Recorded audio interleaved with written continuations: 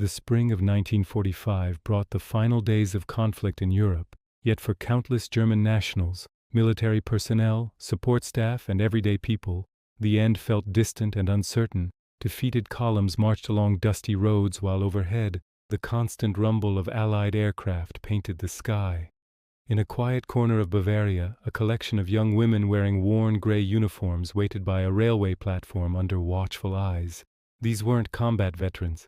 Their service had been administrative work, managing communications and providing medical care for the Wehrmacht. Today they were captives. A clipboard held their names scrawled in chalk. 21-year-old Anna Weber had enlisted just 2 years before as a communications operator. She'd never held a rifle in anger, but the clothes she wore marked her as the opposition. Around her, frightened whispers passed between hollow-eyed women, exhausted beyond measure. Nobody understood their destination. Speculation rippled through the group about England, Canada, perhaps Soviet territory. But as their train rattled westward, the station signs transformed. First French words appeared, then English. When guards casually mentioned New York Harbor, shock spread through the prisoners.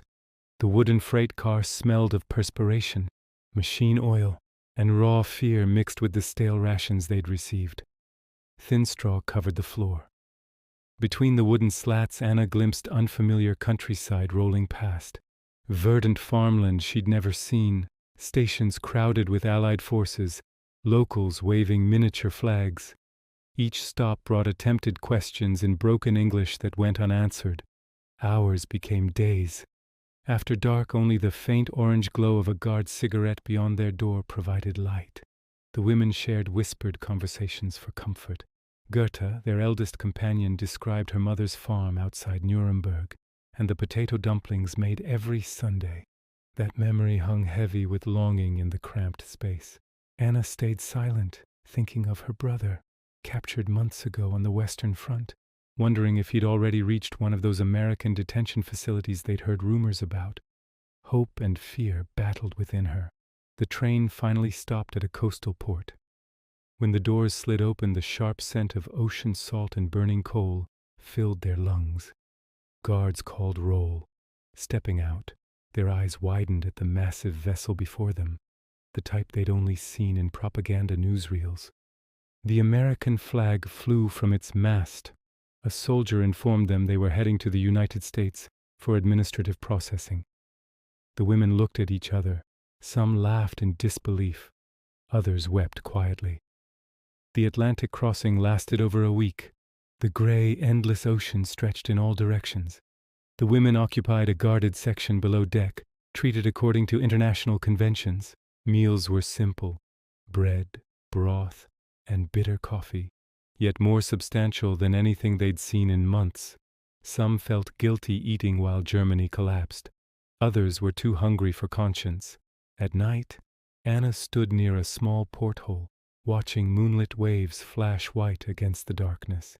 She wondered about America. Training had taught her this land was immoral, faithless, and barbarous. The rumors from her military instruction didn't match the courteous behavior of guards distributing cigarettes and blankets. The contradiction troubled her deeply. One morning, bells and shouting woke everyone. The ship was arriving. Women pressed against the railings, staring silently. There stood the Statue of Liberty, smaller than expected but no less stunning. Beyond it, New York City's skyline shimmered through the haze. Some gasped. A few turned away, ashamed or overwhelmed. For the first time in years, Anna saw structures untouched by bombardment. They disembarked under escort as civilians watched from the docks. Working men, well-dressed women, children on bicycles, all curious but not threatening. Waiting trucks would transport the prisoners inland. Guards distributed paper identification tags marked with numbers and the letters POW. The journey through America's heartland felt like entering another dimension. Fields glowed green, towns appeared. Pristine, people moved without urgency. Occasionally an American guard would smile or gesture toward something outside. A baseball diamond, a restaurant, a school building. The women couldn't understand the language, but they grasped the friendly tone. By the time their convoy approached the camp entrance, fear had shifted to bewilderment. The wire fencing looked secure, but not menacing. Guards stood casually, weapons slung over shoulders. English signs read P Compound, U.S. Army. Inside the truck, Goethe leaned toward Anna, whispering, "If this is imprisonment, it's nothing like what they described." Anna remained silent, her stomach responding to an aroma drifting through the air. Smoke, onions, and cooked meat. That smell, more than anything, would mark the start of a story none would ever forget. The convoy traveled through Georgia beneath heavy clouds.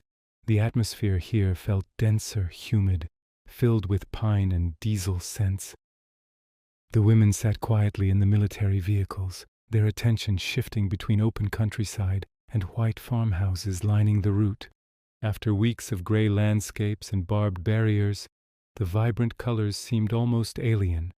The truck decelerated, approaching Fort Oglethorpe, a former training facility now serving as a temporary holding location for prisoners of war. Wire fences enclosed orderly rows of wooden structures. The American flag waved above the main gate. A painted sign announced Military Police, P Reception Area. The women climbed down individually, observed closely by guards who seemed more intrigued than aggressive. One soldier, a tall young man from Kansas, muttered to his companion, "They don't resemble soldiers." His partner shrugged in response. War brings all kinds of surprises. Inside the perimeter, the women were divided into smaller units. A female army nurse in khaki stood beside a desk, distributing identification papers. Her pronunciation was clear, her manner firm yet not harsh. Name, age, birthplace. Each response was carefully recorded. When Anna's turn arrived, her voice wavered as she stated, "Weber, Anna, 21, Munich." The nurse looked up briefly, studying her features. "You'll be processed, then assigned quarters." She gestured toward another soldier who directed Anna forward. They entered a large wooden structure smelling of soap and starch. The floor gleamed. Rows of cots filled the space, each with a folded blanket at the foot. Compared to European chaos, it felt surreal, too organized, too sanitary. Goethe whispered, "Perhaps this is medical facilities." Anna shook her head. "No, this is detention, just not the kind we imagined." A guard entered carrying a clipboard with a translator beside him. "You will remain here until permanent camp assignment," the translator stated in careful German. "You are protected under the Geneva Convention. You will not be harmed. You will receive fair treatment." The announcement met silence. Some women exhaled with visible relief. Others exchanged doubtful glances. Years of propaganda don't vanish with a single statement. Yet the translator's steady voice made an impression. Guards distributed clean clothing, denim work shirts and trousers, American military issue without insignia. A few women hesitated to change under observation, but guards politely turned away. It was the first small gesture of respect many had experienced in years. Later that evening, they marched toward a long building near the camp center. Dim light glowed through windows. Inside, the sound of clattering trays and murmuring voices echoed. The aroma reached them before entry. Gravy, roasted meat, and something sweet they couldn't identify. One woman whispered, "Do you smell that?" Another laughed nervously. "That cannot be for us." Inside, American cooks moved efficiently behind counters wearing gravy-stained aprons and speaking with southern accents. Steam rose from metal containers, sliced beef, mashed potatoes glistening with butter, corn, bread, and coffee. So strong its scent filled the air like a promise. The women froze in the doorway. A sergeant waved them forward. "Come on, ladies, mealtime." Goethe clutched her tag. "They're feeding us like their own soldiers?" she asked quietly in German. The translator, overhearing, replied softly, "The same by regulation." Anna stepped forward, her stomach twisting with hunger. She reached for a tray, hands trembling slightly. The cook, an older man with a ruddy complexion and kind eyes, spooned a generous serving of potatoes onto her plate. "You'll enjoy this, miss," he said without sarcasm. Anna didn't grasp his words, but she understood the tone. It wasn't mockery. It was genuine concern. They sat at long tables, uncertain if conversation was permitted. For a long moment nobody moved.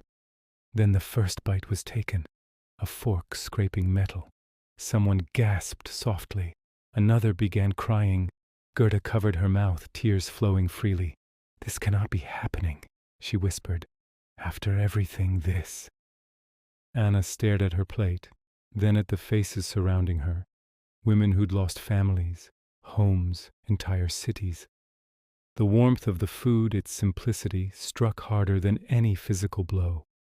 Outside, guards pretended not to watch, though most did. One muttered, "Guess they didn't have steak in Berlin." But the truth was, it wasn't merely the food that moved them.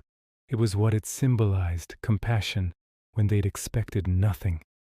The dining hall smelled like home to people who hadn't had one in years. The scent of gravy and butter, mixed with the faint sweetness of cornbread. For women who'd survived months on watery cabbage soup and dark bread, it was almost too much to bear. Anna sat at the end of the long wooden table, staring at the tray before her. A thick slice of beef rested beside a mound of mashed potatoes covered in brown gravy. There were peas, bright green, almost cheerful, and a piece of white bread that looked impossibly soft. Steam rose in gentle spirals, carrying warmth that reached deeper than physical hunger. She didn't move initially. Nobody did. Across from her, Gerda gripped her fork as if it might vanish if she looked away. Another girl, perhaps 19, whispered in disbelief, "They eat like this daily." An American guard standing nearby leaned against the wall, observing them. His uniform sleeves were rolled to his elbows, revealing sun-darkened skin. He wasn't mocking them. He was simply curious.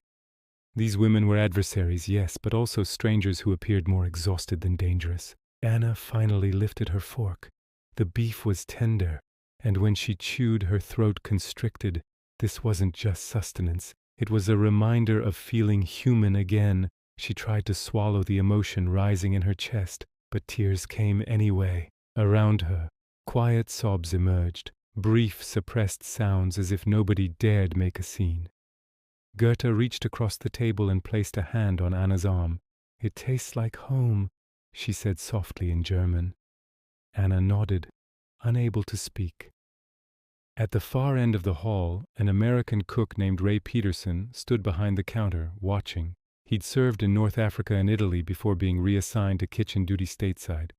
He'd witnessed enough of war to understand that hunger transformed people faster than bullets. He muttered to another cook beside him, "They're just kids." The other man shrugged. "Still the enemy." Ray didn't argue, but he didn't concur either. When the women finished eating, a soldier approached with a coffee pot. "Refill?" he asked politely, holding it out. The interpreter repeated it in German. Most women hesitated. Anna finally nodded. The guard poured, the liquid steaming dark and rich. She took a sip and winced at the bitterness.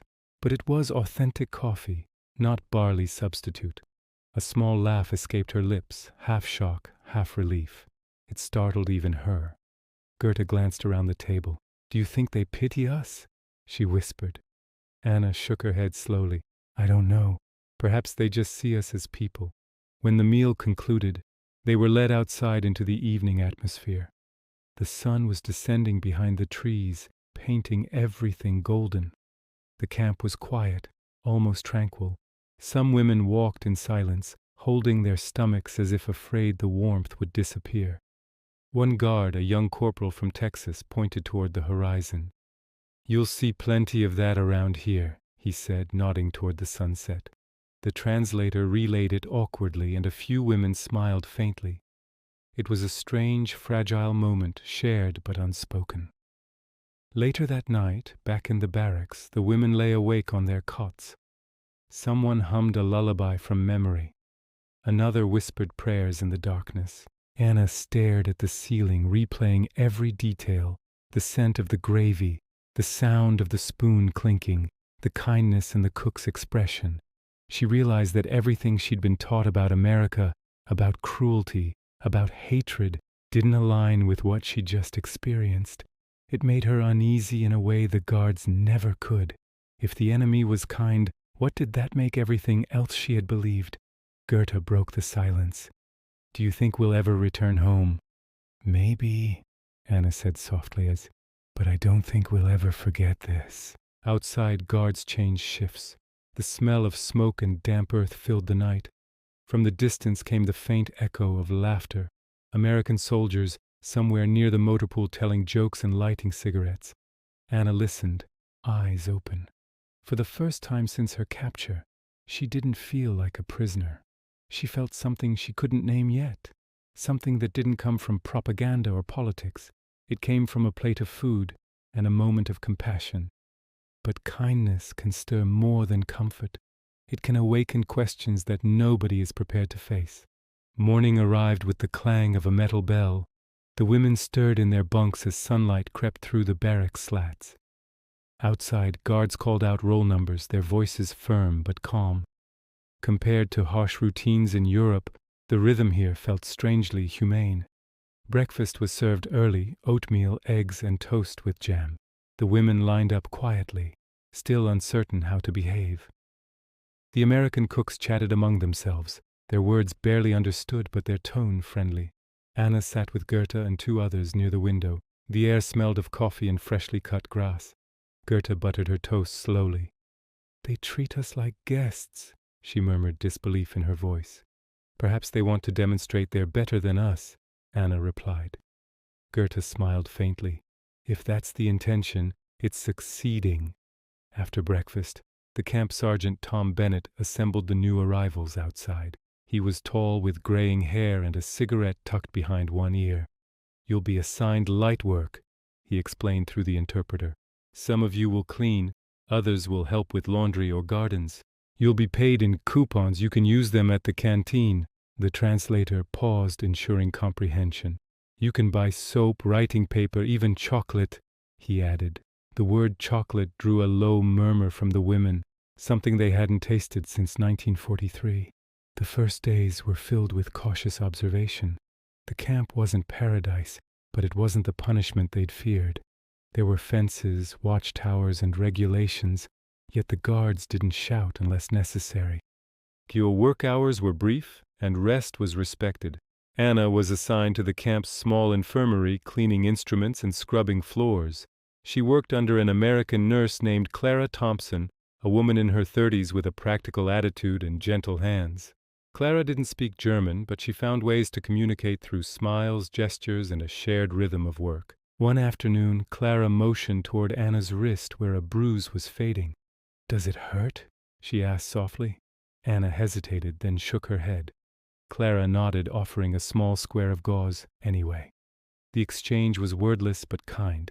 It made Anna's chest tighten with something resembling guilt. Elsewhere in the camp, the women adapted to new routines. They learned fragments of English. "Thank you, good morning," "coffee." The Americans, in turn, learned to say Guten Tag and Danke. Laughter sometimes broke through the language barrier.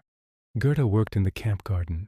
She appreciated the smell of the soil, the sound of water hitting leaves. The guards often chatted with them while distributing tools. "Back home," one said, "we grow corn taller than a man." Gerda smiled politely, pretending to understand, but later she whispered to Anna, "Can you imagine corn taller than a man?" Letters arrived through the Red Cross once monthly. When Anna received her first, her hands shook so badly she could barely open it. It was from her mother, brief, careful sentences written in faded ink. "We are alive. The city is destroyed. Your brother is missing. Be strong." Anna read it 3 times, then folded it neatly into her uniform pocket. That night, she couldn't eat. The next morning, she worked in silence until Clara noticed. The nurse didn't ask what was wrong. She simply placed a small chocolate bar on the counter and nodded toward it. Anna stared at it for a long time before taking a bite. The sweetness filled her mouth, and for a moment she forgot everything else. As weeks passed, the lines between captor and captive blurred slightly. The guards stopped looking at the women like enemies. They shared cigarettes, told stories about their families, even exchanged photographs. Some Americans confessed they'd never met anyone from Germany before. One said, "You folks don't look much different from us." The translator softened his tone, but the words struck deeply. Anna began to realize how easily people could believe in monsters when they'd never seen the faces behind the labels. The war had painted entire nations as villains or heroes, but inside this fence she saw something else. Ordinary people trying to hold on to decency amid chaos. At night, the women sometimes gathered outside the barracks, sitting on the grass beneath the stars. They talked in hushed tones about what they'd seen, what they'd lost, what they'd learned. The camp's floodlights glowed in the distance, but the guards didn't chase them away. Goethe lay back one night looking up. "I used to think Americans were devils," she said softly. "Now I think they're just people who don't know us." Anna nodded. Maybe that's what all of us were. People who didn't know each other. A few feet away, a guard leaned against the fence, pretending not to listen. He lowered his rifle slightly, his expression thoughtful. But war never leaves people untouched, and soon the peace of the camp would be tested by news that no meal or kindness could soften. By late summer of 1945, the rhythm of life inside Fort Oglethorpe had become predictable. Morning roll call, work duty, evening meals, and the occasional letter from home. The war in Europe was finished, but inside the wire, the reality of defeat was still settling in. News came slowly through Red Cross bulletins pinned to a notice board near the canteen. Each update carried the weight of a continent. Bombed cities, missing relatives, the surrender of entire divisions. The women gathered around the board every week, searching for familiar names that rarely appeared. Anna stood there one humid afternoon reading the latest dispatch. Berlin occupied, Nuremberg in ruins, civilians displaced by the millions. The words blurred. She felt the paper tremble in her hands. Goethe stood beside her, silent. "That's my city," Anna whispered. "My mother wrote last month that they had no roof remaining. She said she could still smell the smoke." Goethe placed a hand on her shoulder. "At least she's alive." Anna nodded, but the comfort didn't reach her. She thought about the first day they'd arrived, how strange it had felt to be fed by the people they'd been taught to hate. That moment had stayed with her, but now it carried a different weight. The steak and potatoes had been kindness, but also a mirror, showing how wrong so much of what they'd believed had been. Life in camp continued. The women still worked, still lined up for meals, still tried to piece together fragments of normalcy, but something had shifted. The stories they'd been told about the outside world, about enemies and heroes, no longer held power. One evening, while cleaning instruments in the infirmary, Anna heard Clara humming softly. The tune was foreign, gentle. Anna hesitated, then asked through the translator who was passing nearby. "What is that song?" Clara smiled faintly. "A hymn. My mother used to sing it." The melody stuck in Anna's mind for days. It reminded her of the church bells back home that no longer rang when she hummed it, quietly one night. Goethe recognized it as similar to a German hymn from her childhood. "Maybe we're not so different," Goethe said. That thought lingered long after lights out. In late July, the camp received a visit from a Red Cross inspector. He asked the women questions about their treatment, food, and work hours. "Do you have complaints?" he asked in careful German. No one spoke for a long moment. Finally, Anna answered softly, "We are treated better here than most of us were in our own country." The interpreter looked surprised. The inspector wrote something down but didn't comment. That night, the camp guards gathered in their own quarters, reading letters from home. Some complained about rationing in the States. Others talked about returning to farms and factories. "War's over," one said, "but it doesn't feel like it." His friend nodded. "It never really ends, it just changes shape." Outside, Anna couldn't sleep. She sat near the fence, staring at the horizon where the trees met the dark sky. Beyond that, somewhere across the ocean was a country she no longer recognized. Goethe joined her, sitting cross-legged in the grass. "Do you ever think about what we'll tell people when we return home?" Anna shook her head. "They won't want to hear it." "What do you mean?" "They won't want to know that we were treated kindly, that the people they called monsters gave us food and respect." Goethe sighed. "Maybe kindness is too complicated for people who have lost everything."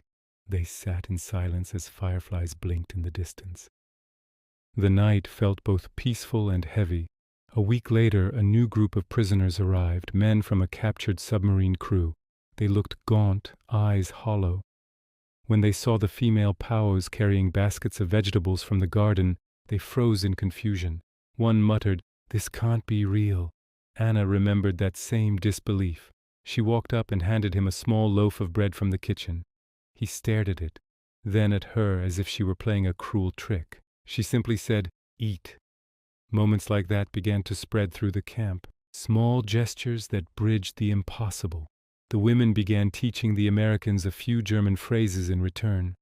In the evenings, guards brought a radio outside the mess hall, playing jazz and swing music. Some women listened, tapping their feet to rhythms they didn't understand but couldn't resist. The war had taken everything that made them feel human. Yet here in captivity they were finding pieces of it again, through food, work, laughter, and fragments of shared music. One night, Clara came by the barracks after lights out. She whispered through the doorway, "Germany has surrendered. It's official." No one cheered. No one spoke. The silence that followed was deep and uneven, filled with grief and relief all at once. Anna sat up on her cot, heart pounding. It was over, yet it didn't feel like victory or defeat. It felt like standing between two lives, unsure which one to return to. But endings in war are never clean, and as the days of captivity drew to a close, what came next would test how deeply that first act of compassion had changed them. The news came on a clear morning in September 1945. The war was finished and the orders had arrived. The women would soon be repatriated. The camp buzzed with quiet motion, papers stamped, names checked off lists, trunks packed with what little they owned. For some it was joy, for others fear. Yes. Going home meant facing what was left of a country that barely existed anymore. Anna folded her blanket carefully, her hands moving slowly as if delaying the inevitable. Across the barracks, Gerda tied a scarf around her neck and smiled weakly. "We're going home, Anna. Can you believe it?" Anna didn't answer right away. "Home?" she repeated, almost as if testing the word. "I'm not sure what that means anymore." The camp gates opened one last time for the departing prisoners. Trucks were lined up to take them to the nearest rail station, where they would be sent to the East Coast for transport back to Europe. The guards stood in formation, caps tucked under their arms. There were no cheers, no salutes, just quiet respect. Sergeant Tom Bennett approached the group, his uniform pressed, his voice even. "Ladies, you've conducted yourselves with dignity. We wish you safe passage." He hesitated, then added, "You'll be remembered here." Through the translator, his words were repeated in German. Some women nodded, a few saluted awkwardly, unsure of the proper gesture. As they boarded the trucks, Anna turned to see Clara standing near the infirmary steps, waving with one hand, a folded paper in the other. She walked over quickly. Clara handed her the note, a simple letter written in careful handwriting. "Anna, you reminded me that kindness is never wasted. Wherever you go, don't let anyone convince you that compassion is weakness." "Clara," Anna's throat tightened. She folded the letter carefully and slipped it into her pocket. "Danke," she whispered, and Clara smiled, understanding without translation. The convoy moved slowly through the countryside. Fields stretched endlessly on both sides, dotted with farmhouses and red barns. The women stared out the windows, memorizing the scenery. America had become, in a strange way, a place of contradiction, where captivity had brought them dignity. At the rail depot, they were transferred to a transport train heading north to the coast. The journey was long, but quieter this time. The guards shared cigarettes, offered sandwiches, and even taught them a few English words. One guard pointed at the window and said, "Freedom." Anna repeated it softly, her accent heavy, but the words sincere. When they finally reached the harbor, ships waited, large troop carriers repurposed for repatriation. The sight of the ocean filled them with both excitement and dread. For months the Atlantic had been a barrier between them and the ruins of home. Now it was the only path remaining. The boarding was methodical. Each woman's name was checked against a manifest. Before stepping onto the gangway, Goethe turned back to look at the American officers standing at the pier. "We came here as enemies," she said to Anna quietly, "and they're sending us back as people." Anna nodded, clutching the railing as the wind caught her hair. Maybe that's what peace is supposed to look like. Days later, as the ship cut through the Atlantic, the women gathered on the deck wrapped in wool blankets. The sea was calm, the air crisp with salt. They spoke in low voices about what they would find. Bombed cities, missing families, uncertain futures. No one had answers. Anna took the letter from her pocket and read it again. Compassion is never weakness. She thought about the cooks who'd served them, the guards who'd offered smiles, the nurse who'd shared her hymn. None of them had erased the pain of war, but they had done something greater. They'd reminded her of what humanity looked like when everything else had fallen apart. She imagined standing in her mother's ruined kitchen, telling her about the meal that had broken her, the steak, the mashed potatoes, the gravy, the coffee, how that single plate had done what speeches and flags could not. It had shown her that compassion doesn't depend on sides. As the sun began to set, the ocean turned gold, then deep blue. Goethe leaned against the railing beside her. "When you tell your children about this," she said softly, "tell them that the war ended for you the day you tasted kindness." Anna smiled faintly. "I will." The ship pressed onward toward Europe, leaving behind the land that had fed them when their world was starving. The war was over, but its lessons would travel farther than any army ever could. Because in the end, history is not only written by those who win, it's remembered by those who learn. In every war, there are moments that remind us what it means to be human. For these women, it wasn't politics or ideology that changed them. It was a meal, a small act of compassion in a time of cruelty. And that is the quiet truth of history. Kindness once given never disappears. If this story moved you, subscribe for more untold moments of humanity buried within the pages of history, because sometimes the smallest stories carry the greatest truths.